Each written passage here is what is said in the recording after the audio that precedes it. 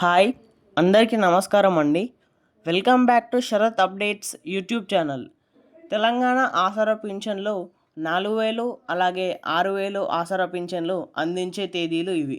దీని గురించి పూర్తి వివరాల కోసం వీడియోను ఎక్కడా కూడా స్కిప్ చేయకుండా పూర్తి వరకు చూసే ప్రయత్నం అయితే చేయండి. అలాగైతేనే వీడియోలో ఉన్న సమాచారం మీకు క్లియర్గా అర్థమవుతుంది.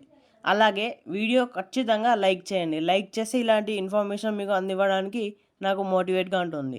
దాంతోపాటు ఛానల్ని సబ్స్క్రైబ్ చేయండి. తెలంగాణలో కాంగ్రెస్ అధికారంలోకి రాకముందు ఎన్నో హామీలు ఇచ్చారు.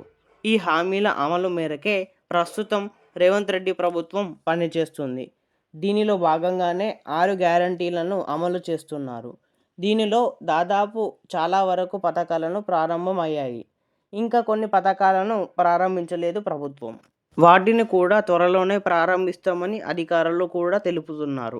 డిసెంబర్ 7, 2023న అధికారంలోకి వచ్చిన కాంగ్రెస్ ప్రభుత్వం ఏడాదిన్నర పూర్తవుతున్నా కూడా ఇప్పటికే చాలా సంక్షేమ పథకాలను తీసుకొచ్చిన కాంగ్రెస్ ప్రభుత్వం మిగిలిన పథకాలను కూడా ప్రారంభించేందుకు సిద్ధంగా ఉంది. అందులో భాగంగానే ఆసరా పెన్షన్ల పెంపు మరియు రైతు భరోసా పథకాలను ప్రారంభించేందుకు ప్రభుత్వం ప్రణాళికలు రూపొందిస్తుంది. గత ప్రభుత్వం ఆసరా పింఛన్ల కింద 2016లో దివ్యాంగులకు 3,016 అందించగా, కాంగ్రెస్ తన ఎన్నికల హామీల ఆసరా పెన్షన్లను 4,000 అలాగే దివ్యాంగుల పెన్షన్లను 6,000కు పెంచుతామని చెప్పింది. ఇప్పుడు ఈ హామీలను నెరవేర్చేందుకు ప్రభుత్వం కసరత్తు చేస్తున్నట్టు తెలుస్తుంది. మే 30 తారీఖులోపు ప్రతి ఒక్క అర్హుడైన లబ్ధిదారుడి ఖాతాలో ప్రతి ఒక్క జిల్లాలో ఈ పెన్షన్ డబ్బులు జమ చేస్తాము అని ప్రభుత్వం అయితే చెప్పింది. అదేవిధంగా రైతుల సంక్షేమానికి కట్టుబడి రైతు భరోసా పథకం కింద ప్రతి ఏటా ఒక్కో ఎకరానికి 15,000 అందిస్తామని ఎన్నికల సందర్భంగా ప్రకటించారు. ఈ పథకాన్ని అమలు చేస్తూ రైతులలో విశ్వాసం పెంచుకోవాలనుకుంటుంది కాంగ్రెస్ ప్రభుత్వం. ఈ పథకాల అమలు ద్వారా పేదలు, రైతులు, దివ్యాంగులు వంటి పలు వర్గాలకు ఉపశమనం కలిగించడమే ప్రభుత్వం ప్రధాన లక్ష్యంగా ఉంది. కాంగ్రెస్ ప్రభుత్వం మరింత మద్దతు పొందే అవకాశం ఉందని విశ్లేషకులు భావిస్తున్నారు. ఆసరా పెన్షన్ల లబ్ధిదారుడి ఖాతాల్లో రంగారెడ్డి, హైదరాబాద్, నల్గొండ జిల్లాలో అధికంగా ఉన్నారు. పెంచిన పెన్షన్లు అమలు ఎప్పుడు చేస్తారా అని ఎదురు చూసిన వారికి ఇది ఎంతో ఉపశమనం కల్పిస్తుంది. దివ్యాంగులకు ఎంతో ఆసరాగా నిలువస్తుంది. ప్రభుత్వం తీసుకున్న ఈ నిర్ణయానికి ఈ జిల్లాల ప్రజలు సంతోషం వ్యక్తం చేస్తున్నారు. చేయూత పథకం ద్వారా లబ్ధి పొందే వర్గాలు వారికి లభించే పింఛన్లు ఇవి. చేయూత పథకం కింద వివిధ వర్గాలను వారికి నెల నెల ప్రభుత్వం నుండి పెన్షన్లు అందజేస్తారు. ఆ పెన్షన్ల వివరాలు: వృద్ధులు 65 ఏళ్ళు అంతకంటే ఎక్కువ ఉన్నవారికి 4,000, వితంతువులు అంటే భర్త మరణించిన మహిళలకు నెల నెల 4,000 చొప్పున వారి ఖాతాలో జమ చేస్తారు. దివ్యాంగులు 40% లేదా అంతకంటే ఎక్కువ వైకల్యం ఉన్న వారికి నెల నెల 4,000 చొప్పున జమ చేస్తారు. ఒంటరి మహిళలు, ఎవరి మద్దతు లేని మహిళలకు 4,000, బీడీ కార్మికులకు, బోధనేతర సిబ్బంది, డయాలసిస్ రోగులు, ఎయిడ్స్ వ్యాధిగ్రస్తులకు ప్రతి నెల వారి ఖాతాల్లో 4,000 చొప్పున ప్రభుత్వం డబ్బులు జమ చేస్తుంది. చేయూత పథకం కింద పెంచిన పెన్షన్ మొత్తాన్ని ఇస్తున్నారా లేదా అని అయితే ప్రశ్నలు అయితే వస్తున్నాయి. దీనికి తెలంగాణ రాష్ట్రంలో వృద్ధులు, ఒంటరి మహిళలు, వితంతువులు తదితరులకు ఇచ్చే పెన్షన్ మొత్తాన్ని రెట్టింపు చేస్తామని కాంగ్రెస్ పార్టీ ఎన్నికల సమయంలో హామీ ఇచ్చింది. చేయూత పథకం పేరుతో ఈ కార్యక్రమాన్ని రూపొందించారు. అయితే పెంచిన పెన్షన్ మొత్తాలను పంపిణీ చేయడం ఇంకా ప్రారంభించలేదు. ప్రస్తుతం లబ్ధిదారులు గతంలో ఆసరా పెన్షన్ కిందనే మొత్తాన్ని పొందుతున్నారు అని సమాధానం ఇచ్చారు. చేయూత పథకానికి ఆన్లైన్లో దరఖాస్తు చేసుకోవచ్చా అని ఒక ప్రశ్న వస్తే దానికి ప్రస్తుత ప్రభుత్వం చేయూత పథకానికి దరఖాస్తు చేసుకునేందుకు ఆన్లైన్ విధానం అందుబాటులో లేదు.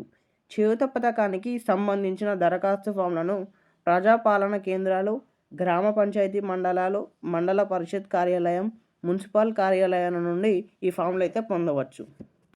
పెన్షన్ మొత్తాన్ని లబ్ధిదారుడికి బదులుగా కుటుంబ సభ్యులు లేక మరెవరైనా తీసుకోవచ్చా?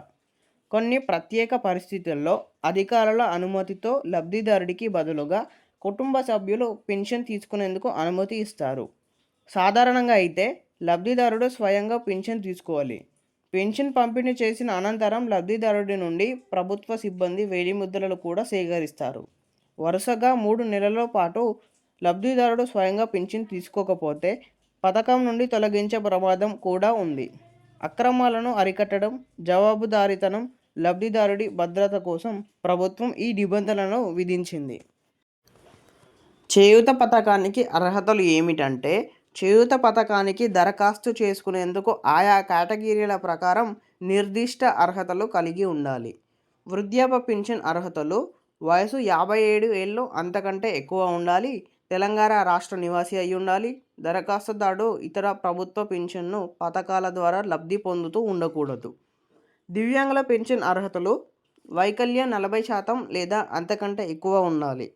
సంబంధిత వైద్య ధృవీకరణ పత్రం ఉండాలి. వయస్సు నిబంధన లేదు. వయసుతో సంబంధం లేకుండా వైకల్యం ఉన్న ఎవరైనా దరఖాస్తు చేసుకోవచ్చు. తెలంగాణ రాష్ట్ర నివాసి అయి ఉండాలి. దరఖాస్తుదారుడు ఇతర ప్రభుత్వ పింఛన్ల పథకాల ద్వారా లబ్ధి పొందుతూ ఉండకూడదు. వితంతువుల పెన్షన్ అర్హతలు: వితంతువు అయి ఉండాలి. భర్త మరణ ధృవీకరణ పత్రం ఉండాలి. తెలంగాణ రాష్ట్ర నివాసి అయి ఉండాలి. ప్రభుత్వ ఇతర పింఛన్ పథకాల ద్వారా లబ్ధి పొందుతూ ఉండకూడదు. ఒంటరి మహిళల పింఛన్ అర్హతలు: వయసు 18 ఏళ్ళు లేదంటే అంతకంటే ఎక్కువ అయి ఉండాలి. ఎవరి మద్దతు లేని కుటుంబ పోషణ బాధ్యత కలిగిన మహిళలు దీనికి అర్హులు. తెలంగాణ రాష్ట్ర నివాసి అయి ఉండాలి. ప్రభుత్వ ఇతర పెన్షన్ పథకాల ద్వారా లబ్ధి పొందుతూ ఉండకూడదు. బీడీ కార్మికుల పెన్షన్ అర్హతలు: వయసు 18 ఏళ్ళు లేదంటే అంతకంటే ఎక్కువ అయి ఉండాలి. గుర్తింపు పొందిన బీడీ పరిశ్రమల్లో కార్మికులుగా పనిచేస్తూ ఉండాలి. తెలంగాణ రాష్ట్ర నివాసి అయి ఉండాలి. ప్రభుత్వ ఇతర పెన్షన్ పథకాల ద్వారా లబ్ధి పొందుతూ ఉండకూడదు. ఎయిడ్స్ వ్యాధిగ్రస్తుల పెన్షన్ అర్హతలు: హెచ్ఐవి లేదా ఎయిడ్స్తో బాధపడుతున్న వాళ్ళు వీరికి ఈ పెన్షన్కి అర్హులు. వయోపరిమితి నిబంధన లేదు.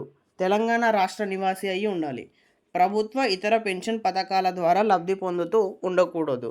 డయాలసిస్ బాధితుల పెన్షన్ అర్హతలు: దీర్ఘకాలిక మూత్రపిండ వ్యాధితో బాధపడుతూ డయాలసిస్ చేసుకుంటున్న వారు దీనికి అర్హులు. వయోపరిమితి నిబంధన లేదు. తెలంగాణ రాష్ట్ర నివాసి అయి ఉండాలి. ఇతర ప్రభుత్వ పెన్షన్ల పథకాల ద్వారా లబ్ధి పొందుతూ ఉండకూడదు. బోధనేతర సిబ్బంది పెన్షన్ అర్హులు: ప్రభుత్వ లేదా ఎయిడెడ్ విద్యా సంస్థలో పనిచేసే బోధనేతర సిబ్బంది అంటే తక్కువ వేతనంతో పొందుతున్నవారు దీనికి అర్హులు.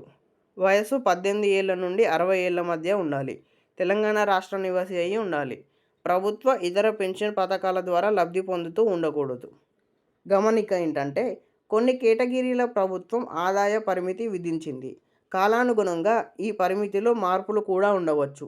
సంబంధిత అధికారులను సంప్రదించి ఆ సందేహాలను కూడా నివృత్తి చేసుకునే అవకాశం కల్పించింది ప్రభుత్వం. ఇవైతే ఈరోజు తెలంగాణ యొక్క పెన్షన్ అప్డేట్స్. మరెన్నో తెలంగాణ యొక్క లేటెస్ట్ పెన్షన్ అప్డేట్స్ కోసం మన ఛానల్ని సబ్స్క్రైబ్ చేసుకొని ఉంటే నేను పెట్టిన వీడియో ద్వారా మీకు నోటిఫికేషన్ వస్తుంది.